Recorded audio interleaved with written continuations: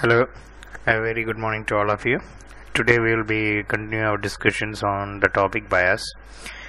Now, what is the importance of the bias is what we're going to learn. The importance of bias. So, importance of bias is that it is very much important for calculating the net input.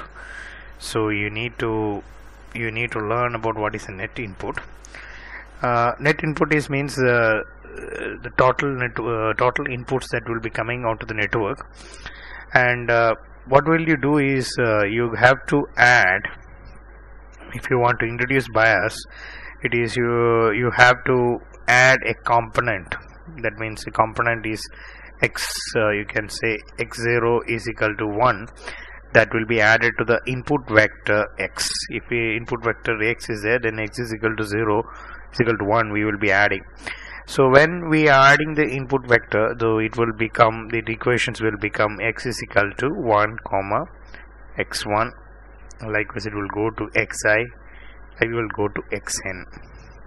So here, what we have to understand is that it is almost, the bias is almost considered like another weight. Bias is almost like another weight. So another weight means you have to say that it will be like Woj is equal to Bj.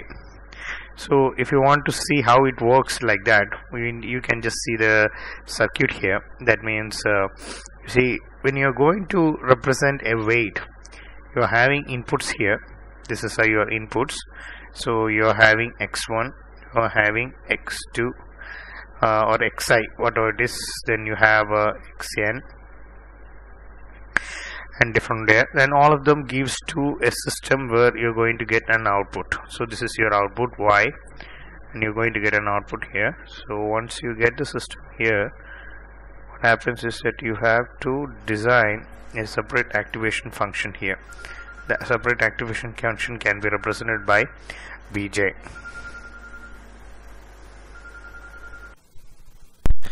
So here what we can see here is that we are adding a separate Bg here. So this Bg is nothing but it is actually the bias we are talking about. So here we normally have a weight. So weight you can represent as W1j and Wij. Then we have Win likewise. And when all these weights are considered, what we need to do is that we need to consider a simple network. This is a simple network.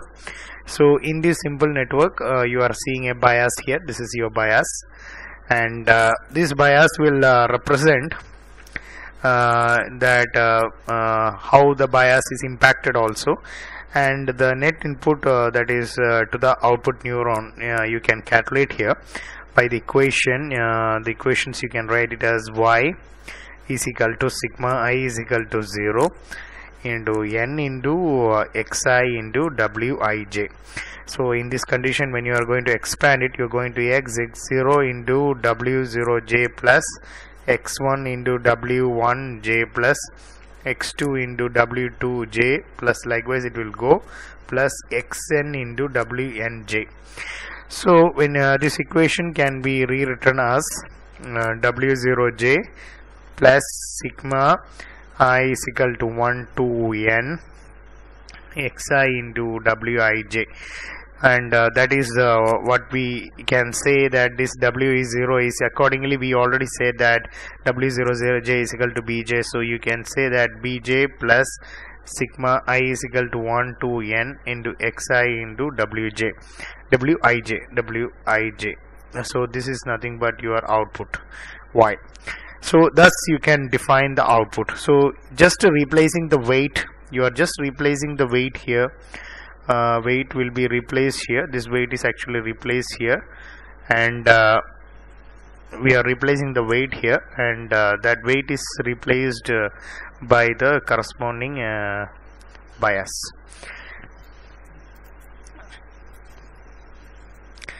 Now another specialty which we think how the bias can be drawn and can be represented is that the bias is active is very much active because of its the capability that it possesses, and it also is something that is very much considered in drawing and making a conclusions. For example, how you can see this in diagram, you can see that it will be representing like a straight line.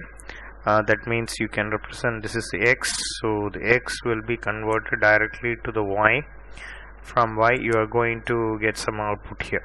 So output here means what you can say is, if x is means you will represent weight here, but bias has to be represented with an arrow. So bias has to be represented with an arrow. This arrow is required to be shown here for representing it.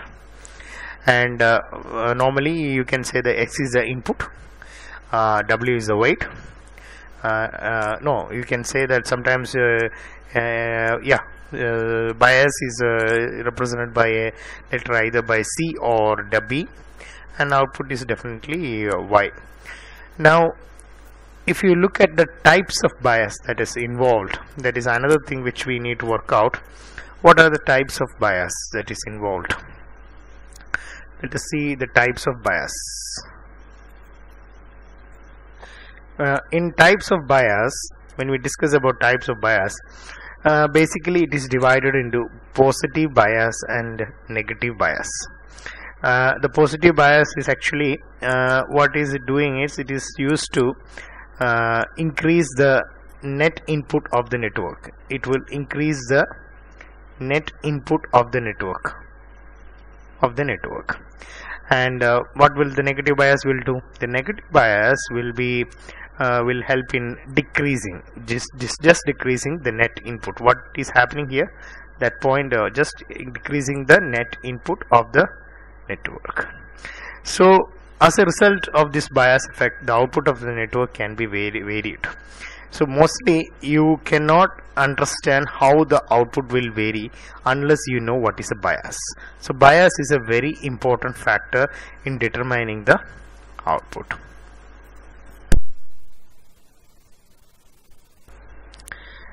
Next we will continue with the topic, another topic, that is threshold. So in threshold, what is a threshold? Threshold is nothing but it is a set value. It is a set value, and it is based upon the final output of the network. That is, you can say that final output can be found out. You can find out the final output. So the final output is originated based on this set value. Now how will you determine this set value is what we are trying to see, how the threshold is being set value. So set value means in our mathematical expressions, you see you having a set value here. Suppose x1 is a set value. Any level that is crossing this x1, that is point A and this is B. So this A and B, you are having two set points. So definitely you can say that this curve, whatever the curve, let us the curve x actually crossed the set value at A and B. So likewise we will make a statement.